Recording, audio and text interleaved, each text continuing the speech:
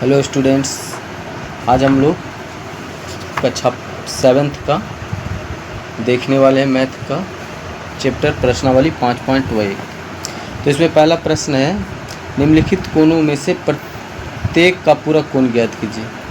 तो पहले जानिए पूरक कोण किसे कहते हैं। जब दो कोणों का मापों का योग 90 डिग्री हो जाए तो दोनों कोण एक दूसरे के पूरक होंगे। तो चलिए इस क्वेश्चन यहाँ देखिए 20 डिग्री है, तो 20 डिग्री का पूरक कोण कितना होगा। तो 20 डिग्री का पूरक कोण 70 डिग्री होगा। क्यों? 20 और 70 जब जोड़ेंगे तो 90 डिग्री हो जाएगा। ठीक है, यहाँ समझना है कि जब दो कोण को जोड़ेंगे तो 90 डिग्री होना है। तो देखिए यहाँ 20 डिग्री है, 20 डिग्री में कितना जोड़ें कि 90 डिग्री हो जाए, तो 70 डिग्री। ठीक है, अगला क्वेश्चन है देखिए 63 डिग्री। तो 63 डिग्री का पूरक कोण कितना होगा। 63 डिग्री का पूरक कोण, तो 90 डिग्री में 63 डिग्री को लेस करेंगे और जो होगा उसका हो जाएगा पूरक कोण। ठीक है, तो देखिए इसको पहले समझ लेते हैं। 63 डिग्री का पूरक कोण तो मान लेते हैं x डिग्री होगा। अब इस दो कोण का जोड़ का होगा 90 डिग्री। अब देखिए इक्वेशन हो गया, तो इक्वेशन को बैलेंस करने के लिए क्या करेंगे, अब इधर भी 63 का लेस करेंगे और इधर भी 63 लेस करेंगे। ठीक है, सॉरी इस साइड।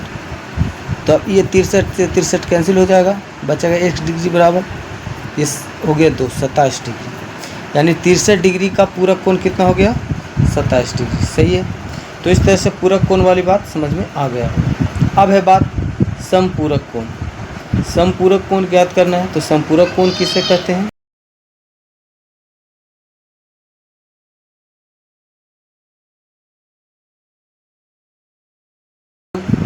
एक 180 डिग्री हो तो पूरक कोण होगा। तो इसमें भी वैसा ही करना है, 180 में घटा लेना है 105 को, जो आएगा वो 75 डिग्री। यानी कि 75 डिग्री क्या हो गया, 180 डिग्री का पूरक कोण।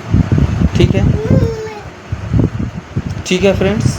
तो इसमें भी जो दिया हुआ है आप पूरक और समपूरक कोण ज्ञात कर सकते हैं। किस तरह से, जिस दो एंगल का योग 180 डिग्री होगा वो समपूरक कोण हो जाएंगे। ठीक है, और जिसको जोड़ के 90 डिग्री होगा वो पूरक कोण हो जाएंगे। समझ गए, तो ये आसानी से बन जाएगा। अब इसमें एक ऐसा कौन सा कोण गया जो पूरक कोण के समान है। तो पूरक कोण के समान, पूरक कोण पहले जानते हैं क्या है, दो कोण का योग 90 डिग्री होना चाहिए। तो पूरक कोण में देखिए 45 डिग्री और 45 डिग्री ये दोनों समान हैं। समपूरक कोण बोला है वैसे ही समान है, तो 90 डिग्री का हो जाएगा, क्योंकि ये दोनों क्या है, समान है।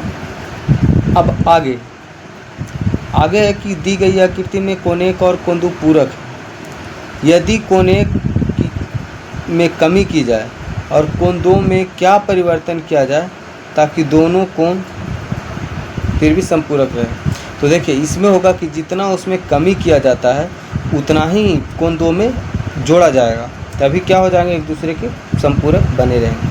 तो 5.1 में 6 प्रश्न थे दोस्तों, इन 6 प्रश्न को सॉल्व किए और कल के वीडियो में हम लोग 7वां प्रश्न से शुरू करेंगे यहाँ से और 7वां प्रश्न को देखेंगे। तब तक के लिए